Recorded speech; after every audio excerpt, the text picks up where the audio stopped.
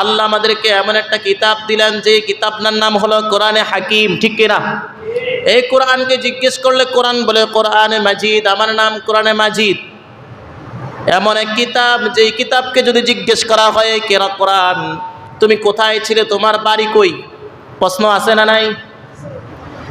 এটা এমন একটা কিতাব হাসরের ময়দানে মানুষের মতো সাফায়াত করবে। আল কোরআনু হুজ্জাতুন লাকা আও আলাইক। কোরআন বলে পৃথিবীর বুকে যারা আমাকে গ্রহণ করে নিয়েছে, আমি কোরআনকে যারা ভালোবেসেছে, হাসরের ময়দানে আমি কোরআন ওই ব্যক্তিটাকেও ভালোবাসবো। সুবহানাল্লাহ। কোরআন ওই ব্যক্তির জন্য সাফায়াত করবে যারা দুনিয়ার জমিনে কোরআন অনুপাতে জীবন গড়েছে, কোরআনের বিধানগুলো মেনে চলেছে, কোরআন অনুপাতে জীবনটাকে পরিচালনা করেছে, কোরআনকে তেলাওয়াত করেছে, কোরআনকে ভালোবেসেছে, কোরআনকে চুম্বন খেয়েছে, বুকে জড়িয়ে নিয়েছে, ভালোবাসা প্রকাশ করেছে। কোরআন বলে হাসরের ময়দানে আমি ওই ব্যক্তির জন্য সাফায়াত করে জান্নাত দিব। সুবহানাল্লাহ পড়েন। আবার এই কোরআন বলে দুনিয়ার বুকে যারা আমাকে অসম্মান করেছে, আমাকে অবমূল্যায়ন করেছে, তেলাওয়াত করে নাই, বুকে জড়িয়ে নেয় নাই, চুম্বন খায় নাই, আমার অনুপাতে জীবন গড়ে নাই, ওই ব্যক্তিদের জন্য হাসরের ময়দানে আমি তার বিপক্ষে দাঁড়িয়ে জাহান্নামে পাঠাবো, ঠিক না? এমন একটা কিতাব যদি আমরা দুনিয়ার বুকে এই কোরআনের জীবন্ত কোনো চলাফেরা দেখি না, এই কোরআন হাঁটতে পারে না, খায় না, পেশাব পায়খানা কিছুই করে না, কিন্তু হাসরের ময়দানে মানুষের মতো শক্তি নিয়ে দাঁড়াবে।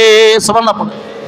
হাসরের ময়দানে মানুষ যেভাবে দৌড়াদৌড়ি করবে, কোরআন সেভাবে দৌড়ে দৌড়ে তার ভালোবাসার ব্যক্তির সামনে গিয়ে দাঁড়াবে আর বলবে দুনিয়ার বুকে আমাকে সে ভালোবেসেছে, আজ যদি সে জান্নাতে না যায় তাহলে আমি তাকে ছাড়া কোথাও যাব না। সুবহানাল্লাহ। এমন একটা কিতাব আমাদেরকে দিয়েছেন, আমরা খুশি না বেজার? আল্লাহ আমাদেরকে এমন একটা কিতাব দিলেন যার উপরে কিতাব নাজিল করলেন, কেমন শ্রেষ্ঠ তিনি। এমন একজন নবী আমাদেরকে দিলেন যেই নবীর উপরে এই কোরআনটা নাজিল করেছেন। যেই কিতাব কোরআন কোন একটা কাগজের উপর লাগলে কাগজের মূল্য বেড়ে যায়, যেই কোরআনের একটা আয়াত যদি কোনো একটা কাপড়ের মধ্যে লেগে যায় ওই কাপড়ের মূল্য বাড়িয়ে দেন কে? কোরআনের গিলাপ আছে না নাই? কোরআনের একটা গিলাপ যদি নিচে পড়ে যায় আর যেটা পায়ে লেগে যায়, শুনতেও তো কেমন জানি একটা ভয়ঙ্কর বিষয় মনে হয় যে পায়ে লেগে গেছে, ঠিক কিনা? যেমন লাভ ফিরে উঠি যে কেমন একটা বিষয়, পায়ে লেগে যাবে সম্ভব?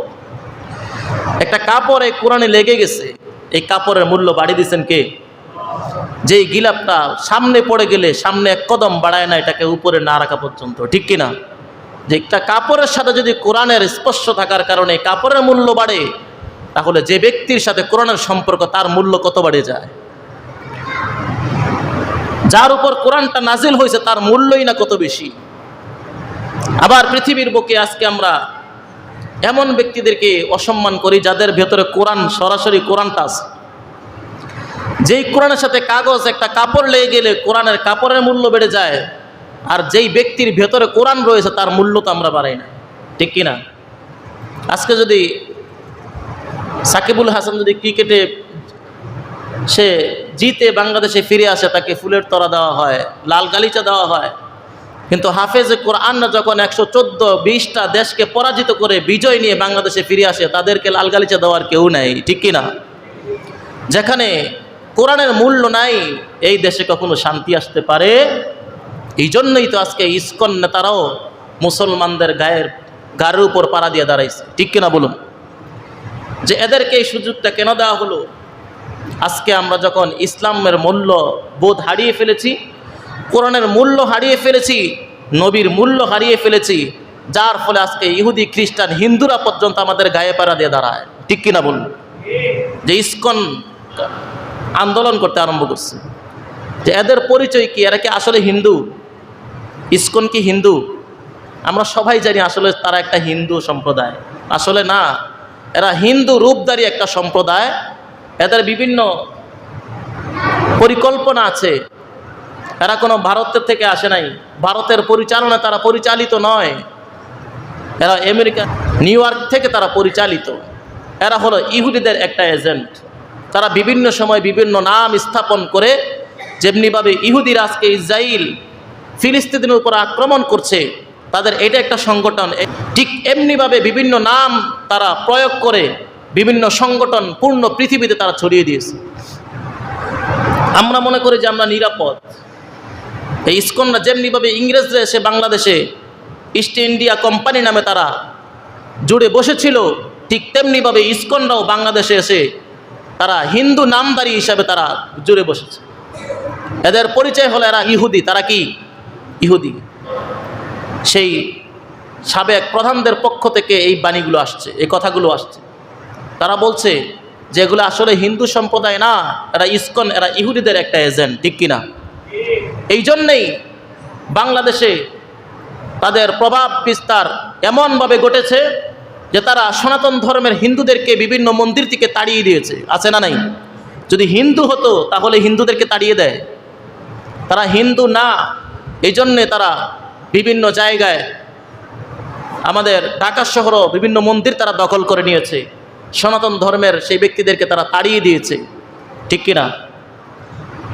এমনিভাবে তারা মন্দিরগুলো দখল করেছে। তাদের মিশন হলো বিভিন্ন জায়গায় বিভিন্ন সংগঠন তৈরি করা, মসজিদগুলো ভেঙ্গে চুরমার করে দেওয়া। তারা মিশন হলো তাদের যে পূর্ণ পৃথিবী থেকে তাদের একটা ভাষ্য আছে, যে তাদের এই ভাষ্যের অর্থ হলো সংগঠনের যেই নাম কাঠামো তারা দিয়েছে, এটার উদ্দেশ্যই হলো পূর্ণ পৃথিবী থেকে ইসলাম মুছে দেওয়া। পূর্ণ পৃথিবী থেকে কি ইসলাম মুছে দেওয়া। এই জন্য তারা জায়গায় জায়গায় নিজেদের স্থান গেড়ে নিয়েছে। আজকে হিন্দুত্বের পরিচয় তারা দিচ্ছে। যে তারা হিন্দু হতো তাহলে সনাতন ধর্মে হিন্দুদেরকে কিভাবে তাড়িয়ে দেয়। তারা বিভিন্ন জায়গায় তাদেরকে তাদের রথযাত্রায় আক্রমণ করে তারা সেখানে দখল করে নেয়, হিন্দুদের মন্দিরগুলো দখল করে নেয়। তাহলে তারা হিন্দু হলে কি হিন্দুদের মন্দির দখল করে? এটা কিসের প্রশ্ন? এরা যে ইসকন, এরা হলো পূর্ণ ইহুদিদের একটা এজেন্ট। পূর্ণ ইহুদিরা পূর্ণ বিশ্বে প্রত্যেকটা মুসলিম রাষ্ট্রে রাষ্ট্রে তারা তাদের সংগঠন বসিয়ে দিয়ে মুসলমানদেরকে পৃথিবী থেকে তাড়ানোর একটা পায়তারা তারা চালাচ্ছে, ঠিক কিনা? তাদের মিশন হলো যে নিম্ন শ্রেণীর যে হিন্দুরা আছে তাদেরকে তাদের দলভুক্ত করে তাদের মন্দিরগুলো দখল করে তারা সেই স্থান কেড়ে নেবে, শক্তি তারা উপার্জন করবে। আজকে একটা তারা 50 বছর পর্যন্ত তারা এই মেহনতের পরে আজকে বাংলাদেশে মাথা চারা দিয়ে দাঁড়াইছে, ঠিক কিনা বলুন? যে এরা হলো ইহুদিদের দালাল। আজকে আমরা মুসলমান যদি আমাদের মুসলমানিত্ব ভুলে যাই, আমরা যদি আমাদের কোরআনকে অবমূল্যায়ন করি, আমরা যদি আমাদের ধর্মকে অবমূল্যায়ন করি, তাহলে এক সময় ইসলাম বলতে কিছুই থাকবে না, ঠিক কিনা? কিন্তু আল্লাহ পাক জমিন থেকে কখনো ইসলাম বিদায় করবেন না, ঘোষণাটা কার? কেউ দুনিয়া থেকে ইসলাম বিদায় করতে পারবে না। ইন্না নাহনু নাযালনা যিকরা ওয়া ইন্না লাহু লাহাফিজুন। আল্লাহ বলেন হিফাজতের দায়িত্ব আমি নিয়েছি। পৃথিবীর কোনো মানুষও যদি হিফাজতের দায়িত্ব নিয়ে না দাঁড়ায়, আমি আল্লাহ একাই যথেষ্ট ইসলামকে জমিনে টিকিয়ে রাখার জন্য, ঠিক কিনা? আমার ইসলাম আমি কিয়ামত পর্যন্ত টিকিয়ে রাখবো। যেদিন ইসলাম থাকবে না পৃথিবীও থাকবে না, ঠিক কিনা? ধ্বংস করে দিবেন কে? আল্লাহ। এজন্য আমাদেরকে সোচ্চার হতে হবে। আজকে আমাদের স্ত্রী সন্তানের মায়া, আজকে আমাদের ব্যবসা বাণিজ্যের মায়া, আজকে আমাদের ধনসম্পদের মায়া, আজকে আমাদের বাড়ি গাড়ির মায়া আমাদেরকে ইসলাম থেকে দূরে সরাই দিয়েছে, ঠিক কিনা বল? বিশ্বনবী বলেন লা ইউমিনু আহাদুকুম হাত্তা আকুনা আহাব্বা ইলাইহি মিন ওয়ালিদিহি ওয়া ওয়ালাদিহি ওয়ান নাসি আজমাইন। বিশ্বনবী বলেন তোমরা যদি তোমাদের পিতা মাতা থেকে, সন্তান সন্ততি থেকে, সকল মানুষ থেকে, দুনিয়ার সব কিছুর চাইতে যদি আমি নবীকে সবচাইতে বেশি ভালোবাসতে না পারো, তোমরা কখনো সাচ্চা মুমিন হতে পারবা না, ঠিক কিনা? এই জন্য ওমরে ফারুক রাদিয়াল্লাহু তাআলা আনহুকে বিশ্বনবী জিজ্ঞেস করলেন, এ ওমর তুমি কি আমাকে ভালোবাসো? বলে হ্যাঁ। কতটুকু ভালোবাসো? বলে দুনিয়ার সব কিছু চাইতে বেশি ভালোবাসি। বিশ্বনবী বললেন তুমি কি তোমার জীবনের চাইতে বেশি ভালোবাসো? বলে না। কিন্তু আমাদেরকে যদি জিজ্ঞেস করি ইসলাম টিকিয়ে রাখার জন্য মাঠে ময়দানে নামার জন্য কারা কারা রাজি আছি, কিন্তু আমরা সবাই হাত তুলি, আমরা সবাই রাজি, ঠিক কিনা? কিন্তু যখন ডাক দেয় কেউ নাই, আছে না নাই? কিন্তু ওমর বলে না, আমি জীবন থেকে ভালোবাসি না, দেখানোর জন্য বলে নাই, কিন্তু আমরা দেখানোর জন্য, প্রকাশ করার জন্য, আসলে আমি একজন দিন প্রিয়, এটা প্রকাশের জন্য হাত তোলে, নাম লিখিয়ে ফেলে, কিন্তু যাওয়ার সময় একজনকে খুঁজে পাওয়া যায় না। কিন্তু ওমর বলে না, আমি আপনাকে দেখানোর জন্য বলছি না, সত্যি আমি আপনাকে আমার জীবন থেকে ভালোবাসি না, আমি আমার জীবনের মায়া আগে, এরপরে আপনাকে। নবী আলাইহিস সালাম বললেন ওমর তুমি যদি আমাকে তোমার জীবনের চাইতে বেশি ভালোবাসতে না পারো, তাহলে ওমর তুমি খালেস মুমিন হতে পারবা না। উমর বললেন, তাই নাকি?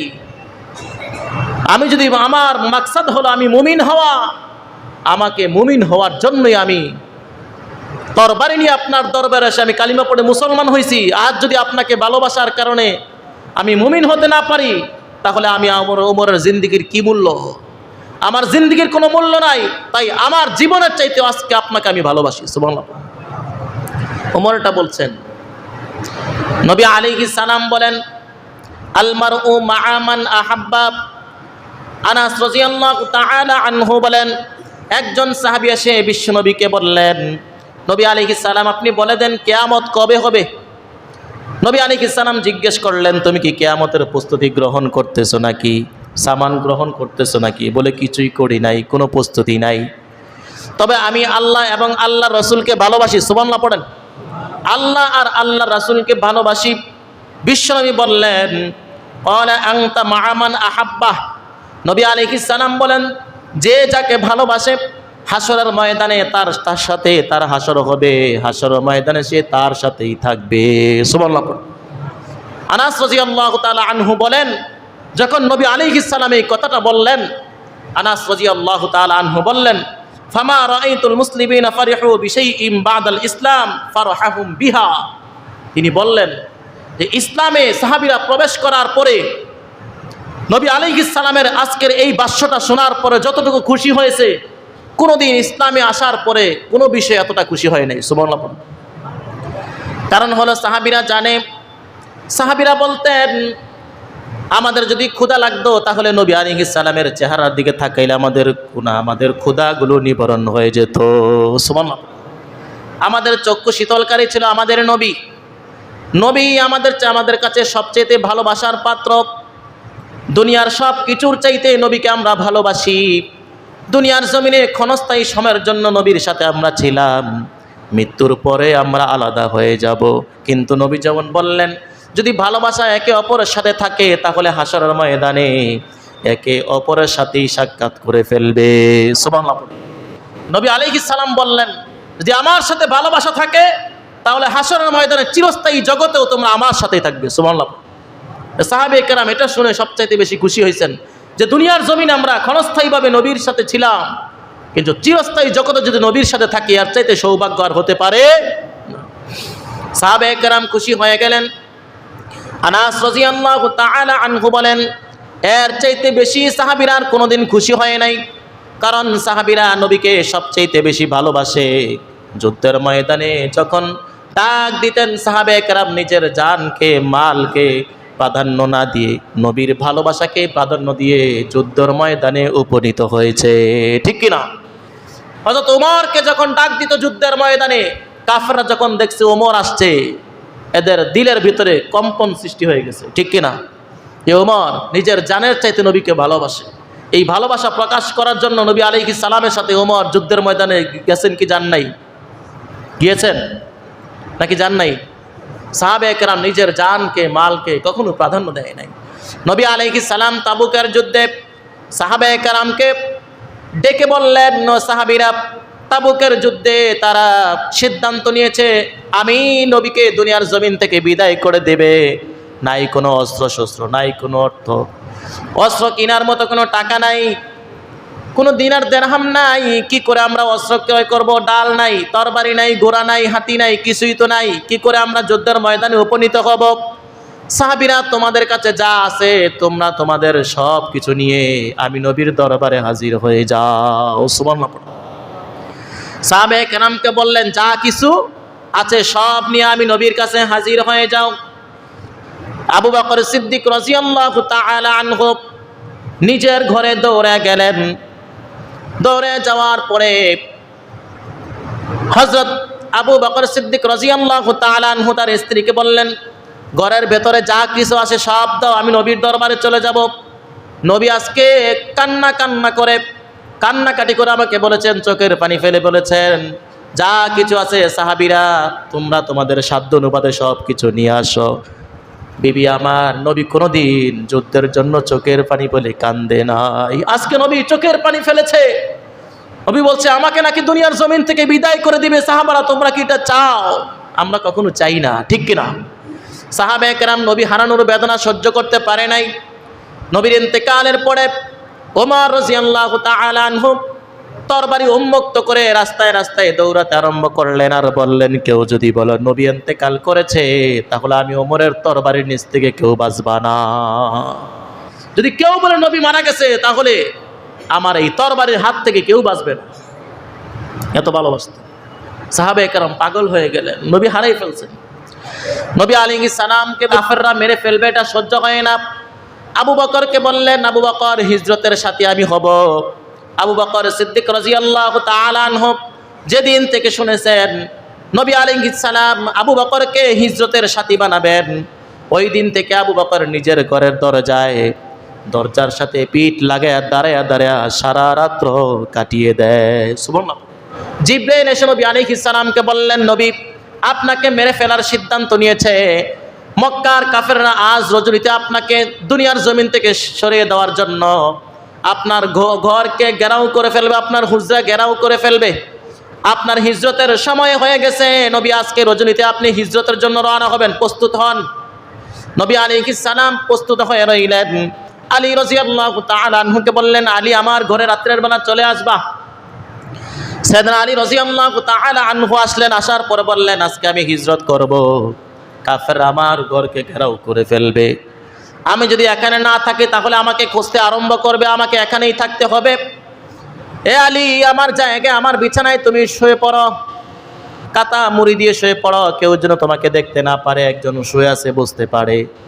নবী আলাইহিস সালাম আলীকে বললেন, তুমি শুয়ে পড়ো। কিন্তু আলীর নিশ্চিতভাবে জানা হয়ে গেছে এই উন্মুক্ত জায়গায় আমি কাতা মুড়ি দিয়ে রয়েছি, কেউ আমাকে দেখে না। নবী মনে করে আমাকে যদি তরবারি চালিয়ে দেয় আমি ইন্তেকাল করব, মৃত্যুর নিশ্চয়তা নিয়ে শুয়ে পড়েছেন। সুবহানাল্লাহ। নবীকে যে নিজের জানের চাইতে ভালোবাসে, কিন্তু আলী তো জানে যে আজ রজনীতে নবী চলে যাবে, কিন্তু আমি এখানে শুয়ে পড়েছি, কাফেররা নবী মনে করে আমাকে মেরে ফেলবে, ঠিক কিনা? দ্বিধা করছে শোয়ার জন্য, যে না আমি থাকবো না, আমি আপনার মরার জন্য প্রস্তুত নাকি, আপনার জন্য আমি মরবো। কিন্তু আমাদের জামানায় 90% মুসলমানের হালত এমন, ইসলামের জন্য মরতে কেউ রাজি না, ঠিক কিনা? আমার সন্তান দেখবে কে, আমার স্ত্রী দেখবে কে, আমার বাড়ি গাড়ি ব্যবসা বাণিজ্য দেখবে কে, সব নিয়ে যাবে, না আমি মরতে পারবো না, ঠিক কিনা? আজকে আমাদের ইমানের হালত এমন। আজকে আমাদের ইমানের এত দুর্বলতার কারণেই আজকে আমরা কাফেরদের হাতে আমরা নির্যাতনের শিকার হই, জালেমদের হাতে আমরা মজলুম হই, ঠিক কিনা বলুন? আজকে আমাদের ইমানের হালত একেবারে দুর্বল, একেবারে নর্বল, যে কোনো সময় ইমান চলে যেতে পারে। যদি একটা তরবারি এসে গলায় ধরে মুহূর্তের মধ্যে না আমি তো আজকে হিন্দু, ঠিক কিনা? আজকে স্বার্থের জন্যই তো কিছু মুসলমান হিন্দুদের দলে হিন্দুর পোশাক পরে নেমে আন্দোলন করে, ঠিক কিনা বলুন? আজকে মুসলমানদের হালত কোথায় সবাই জানে না, না? আজকে যারা স্বার্থ হারিয়ে ফেলেছে এবং দ্বিতীয়বার স্বার্থের জন্য তারা হিন্দুদের নামে নাম লিখিয়ে হিন্দুদের পোশাক পরিধান করে বাংলার মাটিতে মুসলমানদের বিরুদ্ধে আন্দোলন করে, ঠিক কিনা বলুন? এজন্য নবী বলছেন তাদের সাথে তাদের ভালোবাসা। নবী আলাইহিস সালাম বলেন, আমার সাথে ভালোবাসার কারণে জান্নাতে আমার সাথে থাকবে। কেউ যদি গার্লফ্রেন্ডের সাথে ভালোবাসা রাখে, বয়ফ্রেন্ডের সাথে ভালোবাসা রাখে, তাহলে কোথায় থাকবে? হাসরের ময়দানে সেও তার সাথে থাকবে। তাহলে কোথায়? ওটা কিন্তু জান্নাতে না, এটা থাকবে কোথায়? জাহান্নামে। তবে ভালোবাসতে হবে আল্লাহর জন্য। কার জন্য? ভালোবাসাটা যদি গার্লফ্রেন্ডের জন্য হয়, বয়ফ্রেন্ডের জন্য হয়, তাহলে এই ভালোবাসা আল্লাহর জন্য হবে না। যদি আল্লাহর জন্য ভালোবাসা হয়, আল্লাহর ভালোবাসার জন্য আপনি যাকে ভালোবাসবেন হাসরের ময়দানে আপনি তার সাথে জান্নাতে থাকবেন। সুবহানাল্লাহ পড়ুন। কিন্তু যদি আমাদের সম্পর্কটা অবৈধ হয়, নাজায়েজ সম্পর্ক হয়, গার্লফ্রেন্ড বয়ফ্রেন্ডের সম্পর্ক হয়, অমুসলিমদের সাথে আমাদের ঘনিষ্ঠ সম্পর্ক হয়, তাহলে হাসরের ময়দানে ওই ব্যক্তিদের সামনে আপনার আমাকে সাথেই জাহান্নামে থাকতে হবে, ঠিক কিনা বলুন?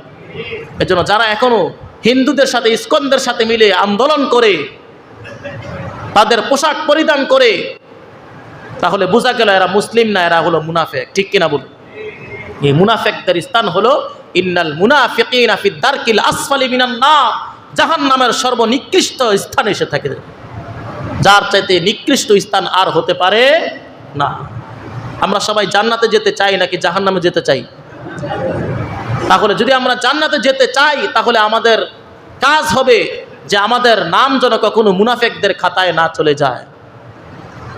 এই জন্য ওমর রাদিয়াল্লাহু তাআলা আনহু হুযায়ফা রাদিয়াল্লাহু তাআলা আনহুর কাছে গিয়ে বললেন, হুযায়ফা, নবী আপনার কাছে মুনাফিকদের নামের তালিকা দিয়ে গেছে, কারো কাছে বলে নাই। হুযায়ফাকে বললেন, তুমি কারো কাছে এই নামগুলো প্রকাশ করবা না। মুনাফিক যারা রয়েছে তুমি শুধু জেনে রাখবে এরা মুনাফিক। ক্ষণে ক্ষণে মুনাফিকদের কি আলামত হবে বর্ণনা করে দিবে, কিন্তু কারা মুনাফিক বলবা না। হযরত ওমর রাদিয়াল্লাহু তাআলা আনহুর ঘুম আসে না। যখন জানলো হুযায়ফার কাছে মুনাফিকদের নামের লিস্ট রয়েছে, খলিফাতুল মুসলিমিন হযরত ওমর তিনি বলেন, আমার ঘুম নাই, আমি বারবার হুযায়ফার কাছে যাই, হুযায়ফা বলো আমার নাম মুনাফিকদের তালিকায় আছে কিনা। সুবহানাল্লাহ পড়ো। ঘুম নাই, আমি যদি মুনাফিক হয়ে যাই তাহলে আমি ওমরের কি মূল্য? কোনো মূল্য নাই। কিসের খলিফা, কিসের কি, আমি তো জাহান্নামী হয়ে যাব। হযরত ওমরের ঘুম নাই, রাত্রে বেলা ঘুমাতে পারে না, যেখানেই থাকে শুধু চিন্তায় থাকে আমি মুনাফিক হয়ে গেলাম কিনা।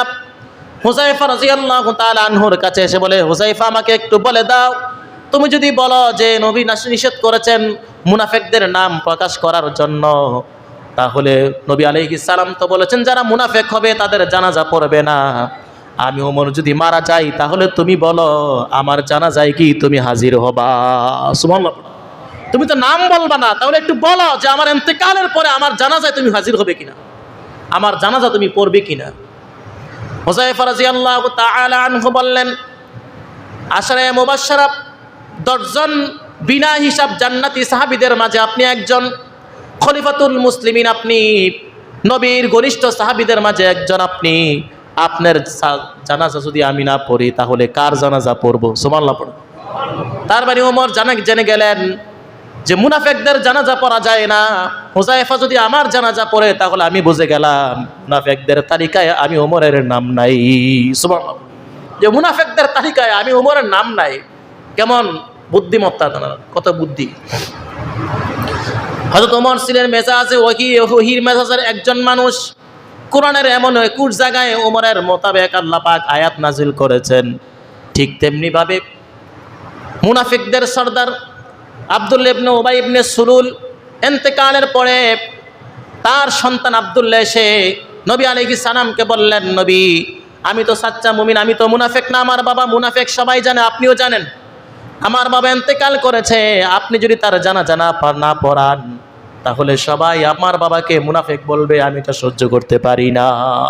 আমি তো মুমিন, আমি তো মুনাফিক না, আমার আবদার হলো আপনি জানাজা পড়াবেন, আপনি না পড়াইলে আমার কষ্ট হবে নবী, আমি সহ্য করতে পারবো না।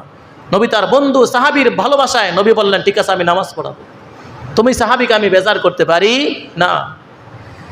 হযরত ওমর নবী আলাইহিস সালাম যখন রওনা হলেন আব্দুল্লাহ ইবনে সুলুলের জানাজা পড়বে, হযরত ওমর নবী আলাইহিস সালামের পিছন থেকে চাদর টেনে ধরলেন, জুব্বা টেনে ধরলেন আর বললেন, জানাজা পড়েন না নবী, সাবধান, জানাজা পড়েন, এটা মুনাফিক, মুনাফিকের জানাজা আপনি পড়াতে পারেন না। নবী আলাইহিস সালাম বললেন, না আমি পড়াবো। ওমর বললেন, না পড়ানো যাবে না। আমরা তো মনে করি নবীকে শাসন করতেছে নাকি, ওমর কি নবীর চাইতে বড় হয়ে গেছে? না, এটা ভালোবাসার বহিঃপ্রকাশ, নবীকে ভালোবাসে। না আপনি যাবেন না, এটা তো মুনাফিক, আপনি কেন যাবেন? আপনি দলিল হয়ে যাবেন মুনাফিকের জানাজা পড়ানো যায়। নবী আলাইহিস সালাম বলেন, না আমি আমার সাহাবীকে কথা দিয়েছি তার জানাজা পড়াবো, ক্ষমা করতে পারে আল্লাহ, না করতেও পারে কে? ক্ষমা করা আর না করার দায়িত্ব কার? আমি জানাজা পড়াবো। সাথে সাথে নবী আলাইহিস সালাম জানাজার জন্য চলে গেলেন, জানাজা পড়লেন আর নিজের জুব্বাটা খুলে তাকে দিয়ে দিলেন আর বললেন, এই জুব্বাটা আমি দিলাম, এই জুব্বার কারণে হয়তোবা সে জাহান্নামের শাস্তি থেকে বেঁচে যাবে। সুবহানাল্লাহ। নবী আলাইহিস সালাম চলে আসলেন, সাথে সাথে আয়াত নাযিল হয়ে গেল, ইস্তাগফির লাহুম আও লা তাস্তাগফির লাহুম ইন তাস্তাগফির লাহুম ফালা ইয়াগফিরাল্লাহু লাহুম। হাবিব আমার, আপনি যদি তার মাগফিরাতের জন্য একবার দুইবার নয় 70 বারও যদি তার জন্য জানাজা পড়ান, আমি এই আব্দুল্লাহ ইবনে সুলুলকে কখনো ক্ষমা করব না। সুবহানাল্লাহ। মুনাফিকদের কোনো ক্ষমা নাই। নবী আলাইহিস সালাম বলেন, যদি 70 বার ক্ষমা চাইলেও যদি আল্লাহ ক্ষমা না করে আমি 100 বার করবো। সুবহানাল্লাহ। নবী সালাম ভালোবাসায় তার আব্দুল্লাহ ইবনে সুলুলকে নবী আলাইহিস সালাম আল্লাহ তাআলা জানাই দিলেন যে আপনি যদি 70 বারও তার জন্য মাগফিরাত কামনা করেন আমি ক্ষমা করব না। এজন্য মুনাফিকদের স্থান আল্লাহ পাক রেখেছেন, ইন্নাল মুনাফিকিনা ফিদ দারকিল আসফালি মিনান নার। এজন্য নিজের স্বার্থের জন্য নিজের দলকে সাপোর্ট করে ইসলামকে অবমূল্যায়ন করা যাবে না। মুসলিমদের সাথে সম্পর্ক রেখে ইসলামের বিরুদ্ধে স্লোগান তোলা যাবে যাবে তা বুঝতে হবে। আমার ইসলাম কখনো বিক্রি করা যায় না। আমার জান হোক মাল হোক সব কিছুর বিনিময়ে সবচেয়ে বেশি ভালোবাসবে ইসলামকে, ঠিক কিনা বলুন? নবী আলাইহিস সালামকে যদি ভালোবাসা যায়, হাসরের ময়দানে নবীর সাথেই জান্নাত হবে, ঠিক কিনা বলুন?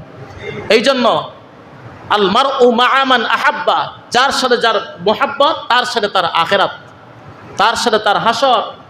কেউ যদি আল্লাহর জন্য কোনো আলেমকে ভালোবাসে, এই আলেমের সাথে সে জান্নাতে থাকবে, সুবহানাল্লাহ পড়ে। কেউ যদি কোনো গার্লফ্রেন্ড বয়ফ্রেন্ডকে ভালোবাসে, এই ভালোবাসা গার্লফ্রেন্ড বয়ফ্রেন্ডের জন্য হবে, আল্লাহর জন্য হবে না। কেউ যদি তার স্ত্রীকে ভালোবাসে আল্লাহর জন্য, আল্লাহ নির্দেশ করেছেন স্ত্রীকে ভালোবাসার জন্য, তাই সেই স্ত্রীকে ভালোবাসে, এই ভালোবাসা তাকে জান্নাতে নিয়ে যাবে, ঠিক কিনা বলুন? এজন্য হাদিস শরীফে আসছে, মান আহাব্বা লিল্লাহ ওয়া আবগাদা লিল্লাহ ওয়া আতা লিল্লাহ রাফা লিল্লাহ ফাকাদ ইসতাকমালাল ঈমান। নবী আলাইহিস সালাম বলেন, কেউ যদি কাউকে ভালোবাসে, কোনো বন্ধুকে ভালোবাসছে আল্লাহর জন্য, আবার কোনো বন্ধুকে দুশমন বানিয়ে ফেলছে আল্লাহর জন্য, ফাকাদ ইসতাকমালাল ঈমান, তাহলে তার ঈমানটা কি হয়ে গেছে? পরিপূর্ণ হয়েছে। তাহলে ভালোবাসাটা থাকতে হবে আল্লাহর জন্য। আবার কারো সাথে দুশমনী সৃষ্টি হবে, অমুসলিম কখনো আমাদের বন্ধু হতে পারে না। তবে কোনো অমুসলিম যদি কোনো মুসলিম রাষ্ট্রে তারা বসবাস করে, তাদের জানমালের নিরাপত্তা দেওয়ার দায়িত্ব কার? মুসলমানদের, এটা দায়িত্ব। কিন্তু তাদেরকে ভালোবাসে না, আল্লাহর নির্দেশ অনুপাতে তাকে নিরাপত্তা দিবে, তাকে ভালোবাসে, নিরাপত্তা না, ঠিক কিনা বলুন? এই জন্য আর ইসকনরা আজকে হিন্দুত্ববাদ, মুসলমানদের সেই সহানুভূতি পেয়ে আজকে তারা সাহস জুগিয়েছে। তারা মনে করেছে না আমাদেরকে ছাড়া তারা চলতে পারবে না। তারা মনে করে যে পূর্ণ শক্তি আমাদের হাসিল হয়ে গেছে, এখন মাথা তারা দেওয়া যায়। এই বাংলার মাটিতে কখনো অমুসলিমদের জায়গা হবে না, ঠিক কিনা বলুন? যে অমুসলিমরা নিজেদের মুসলিমদের কমান্ড মেনে দেশে থাকতে পারবে, তাদের জন্য এই মাটিতে জায়গা। আর যারা ইসলামের উপরে কথা বলতে চাইবে, তাদের জায়গায় বাংলার মাটিতে কখনো হতে পারে ইসলামের বিরুদ্ধে কথা বলে। আজকে যারা ব্লগার যারা দেখা দিয়েছে, ইসলামের বিরুদ্ধে কথা বলেছে, নবী আলাইহিস সালামের ব্যঙ্গচিত্র করেছে, আল্লাহর ব্যঙ্গচিত্র করেছে, তারা কোনো মুসলিম না, তারা হিন্দু না, বৌদ্ধ না, খ্রিস্টান না, তারা হলো ইসকন, ঠিক কিনা বলুন? তারা 90% 95% তারাই শুধুমাত্র তাদের মিশনই হলো তারা ইসলাম বিদ্বেষী উস্কানিমূলক কোনো সংগঠন, কোনো অনুষ্ঠান তারা প্রচার করা। এটা হলো তাদের মিশনের মধ্যে একটা মিশন, যে উস্কানিমূলক তারা সংগঠন গড়ে তুলবে। তারা মুসলমানদেরকে বিভ্রান্ত সৃষ্টি করার জন্য নবী আলাইহিস সালামকে ব্যঙ্গচিত্র করে যে এরা হলো ইসকন, এরা হলো ইহুদিদের দালাল, ঠিক কিনা বলুন? এরা ইহুদিদের একটা সংগঠন, এদের থেকে মুসলমানদেরকে সতর্ক থাকতে হবে, ঠিক কিনা বলুন? এদের সাথে যারা তাল মিলিয়ে আজকে ইসলামের বিরুদ্ধে আওয়াজ তোলে, বুঝতে হবে এরা কখনো মুসলমান না, এদের সাথে থাকা জাহান্নামী মুনাফিক, ঠিক কিনা বলুন? এরা মুসলমান হতে পারে না। এজন্য নবী আলাইহিস সালামের ভালোবাসা আমাদের মধ্যে থাকার দরকার আছে না নাই? আছে। এজন্য কোরআনকে আমরা ভালোবাসবো, নবীকে ভালোবাসবো, নবীর সুন্নত আঁকড়ে ধরবো। নবীর সুন্নত আমাদের থেকে বিতাড়িত হবে, নিজের পণ আর প্রতিজ্ঞা হবে, কখনো আমরা নবীর সুন্নতকে ত্যাগ করব না, ঠিক কিনা বলুন? কখনো আমরা কোরআনের সেই অবমূল্যায়ন করব না। আজকে কোরআন আমাদের ঘরে পড়ে থাকে, ময়লা যুক্ত হয়ে যায়, কোরআনের পৃষ্ঠা খুলে দেখি না। এই কোরআনকে যদি আমরা মূল্যায়ন না করি, তাহলে এই জমিনে কখনো শান্তি আসতে পারে না। কোরআন তেলাওয়াত করবো তো ইনশাল্লাহ, ইসলামকে ভালোবাসবো তো ইনশাল্লাহ, ইসলামের জন্য জান মাল দিতে প্রস্তুত থাকবো তো ইনশাল্লাহ।